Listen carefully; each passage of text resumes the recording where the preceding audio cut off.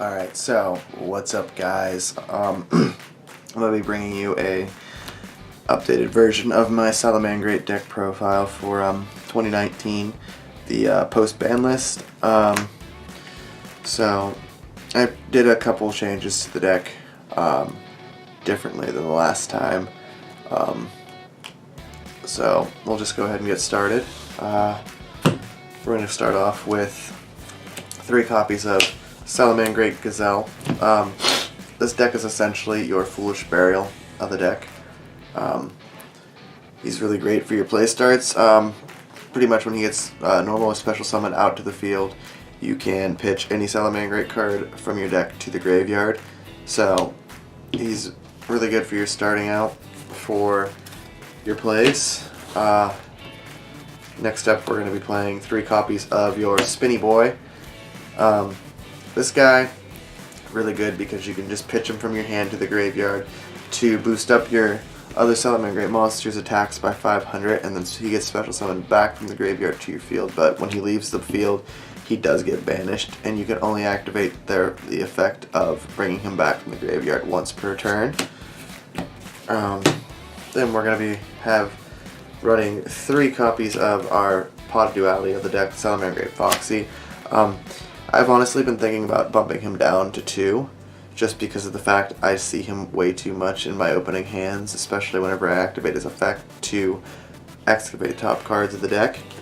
But he has another little neat effect that you can discard a Salamangreat card as long as there's a face-up spell or trap card on the field, and you can special summon him back to the field to destroy. So he's a really decent card with an alright effect. Then we are going to be running our one-ofs of the deck. I run 1 copy of Jaguar, 1 copy of Falco, 1 copy of Fowl, and 1 copy of Beat Bison, and 1 copy of Mole. Now, Jaguar and your Fowl are both your play extenders of the deck because Jaguar can come back out to a zone that a link is pointing to by shuffling and a Salamangreat monster from your graveyard into your deck. And then you have another material to go into something else. So he's a really good card. Then you have your Fowl. He gets special summoned out from your hand after you normal summon or special summon another Salamangreat monster. He also has another effect that you can send a Salamangreat card from your hand or face up from the field to the graveyard to target a spell and trap card your opponent controls, and they cannot activate that card that turn. So not only does he get special summoned out to the field off of an effect, but he also makes it so your opponent cannot activate a spell or trap card on your turn. Falco, he's really good because whenever he's sent to the graveyard, you can add a Salamangreat spell or trap card back from your deck, or not your deck, sorry, but from your graveyard back into set to the field. So he's kind of like another recursion. He also can bring himself back out from the graveyard by targeting a face-up Salamangreat card you have on the field back into your hand. So, and he does not require any link spaces to be pointing to him, he just comes out. Beat Bison, because you can target 3 Salamangreat cards, and if you have 3 or more Salamangreat monsters in your graveyard, you can special summon him out to the field. Then you can target 3 or any amount of Firelink monsters in your graveyard, and then return it up to the number of cards that your opponent controls. Then you can return those targeted links back to your extra deck, then negate the effects of monsters on your opponent's side of the field up to the number of link monsters that you are sent back. And then Mole here, he's a pot of Avarice for your deck. If you link summon during your main phase of this turn, you can special summon this card from your hand to a zone a link monster points to. So it's okay. More of a play extender is, again.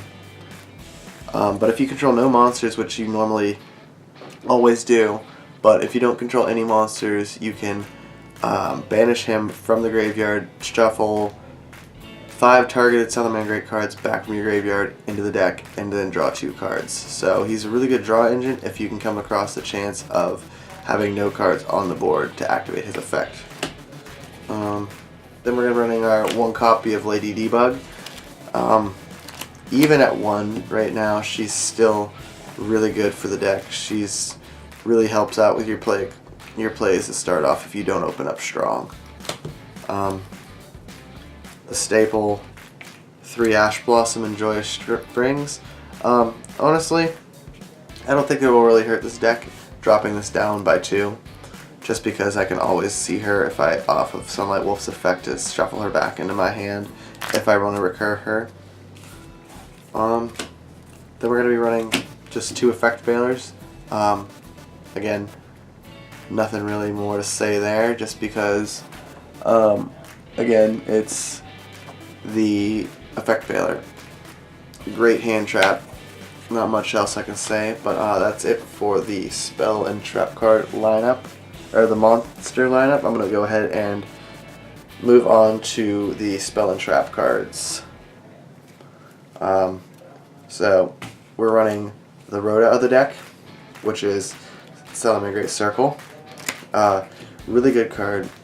Helps you start out if you have nothing in your hand at all.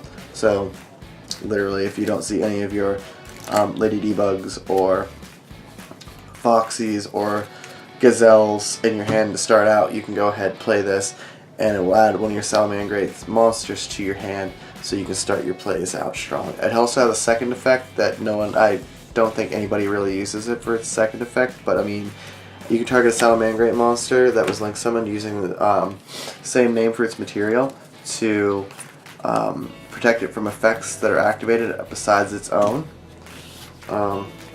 Then the staple, 3 Called by the Grave, just because hand traps suck and you want to be able to out them so you don't lose your searching from any of your monsters, or you can just want to go ahead and negate something that's activated in the graveyard. So yeah, Called by the Grave, pretty standard. The one-ofs, we run a Sanctuary, a Will of Salamangrates, Fusion of Fire. Sanctuary, I always want to run it at 1 because it's searchable, and you don't really need any more than that, and it can just get recurred off of your link monster, your Sunlight Wolf. Will of Salamangrates, I don't ever really go into it whenever I see it, so I might actually take it out completely from the deck. Fusion of Fire. This card really helps out a lot, and like those tough games whenever you want to just get over stuff and you want to go for that OTK. Monster Reborn, nothing much really to say here because it's a Monster Reborn and it's just a card that everybody runs in every deck. 1 copy of Foolish Burial, just so you can get your plays off. If you have your Gazelle in hand, you could just send like Spinny off to the graveyard off of this, or really any Salamangreat monster card, just to get your Gazelle special summon to the field.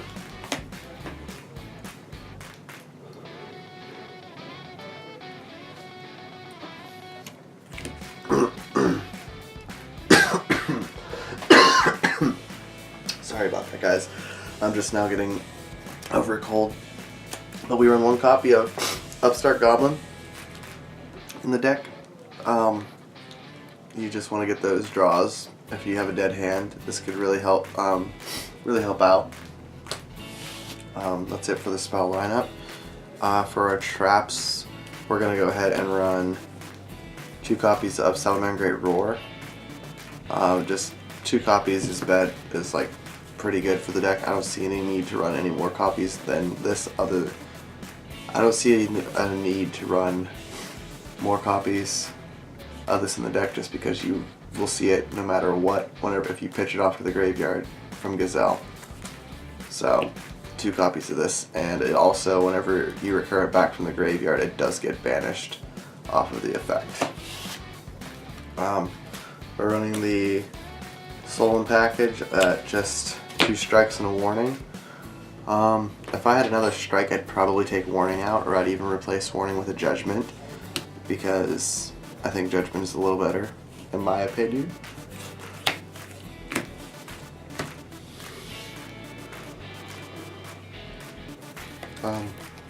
Two copies of Heavy Storm Duster, just so you can blow up your opponent's back row, because yeah, back row sucks and you don't want a lot of that stuff. Especially now with Mystic Mine being in the game and really stopping a lot of plays, Heavy Storm Dusters and Twin Twisters are really viable. And this today's like lineup with all the new decks and stuff. And then finally, the one card I don't give enough credit to, but it is Salamangreat Rage. This card, honestly, I would drop a Warning for this instead of throwing in another Judgment. I'd throw another copy of Rage in.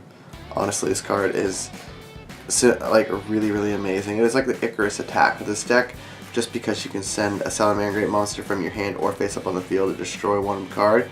Or if you have a Link monster on your field that you Link summon using the same material, you can target up to that many monsters up to the Link rating of that card and destroy them. But yeah, that's it for the main deck. The extra deck, nothing really spicy in it. We're running a staple run of 3 copies of Salamangreat Baylinks. This card you always want to go into as soon as you open up and as soon as you start your plays, because this card here will search out your copy of your Salamangreat Sanctuary, so you can go ahead and do your relinks with your Sunlight Wolf and your Heat Leos to get your other plays off. But that we run the 3 copies of Baylinks.